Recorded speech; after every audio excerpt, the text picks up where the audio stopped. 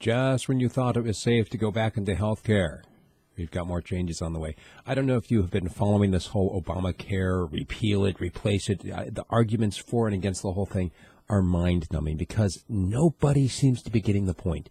You are completely removing the individual's responsibility and the individual's consequences for their actions when you step in and start making other people pay for somebody's health issues.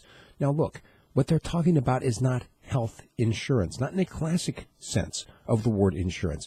You know where insurance came from, right? Going all the way back to the shipping days, back when they actually put goods on ships, put them in the ocean and sent them to the other side. A lot of risk involved because if there's a storm or a shipwreck or whatever, you lose your cargo, you've lost everything. So they started buying into this idea of insurance.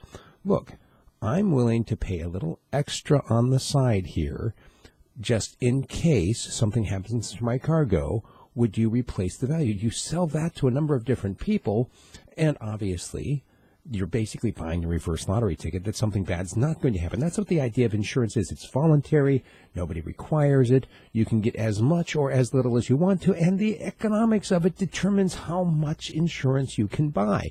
For instance, if you make $30,000 a year, you're not going to be able to buy a $40 million life insurance policy. It just doesn't work. The economics aren't there. All of a sudden, it's been flipped around.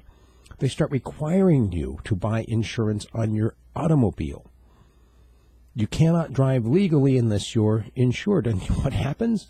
Well, there are people that are driving without the insurance. You still get the wreck. You still get paid for it. Now you have to buy extra uninsured motorist insurance. And all of these things, again, you have to. They make it the law. They penalize you if you don't. They basically penalize you if you do because you're paying for something that you don't want and that you don't need. Now they've turned it onto health care, and this is really the issue.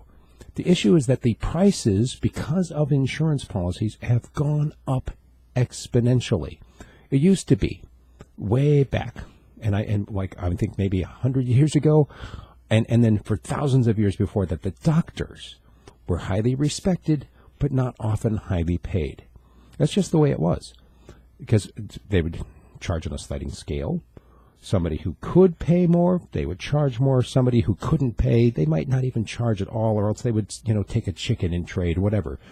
They made a living.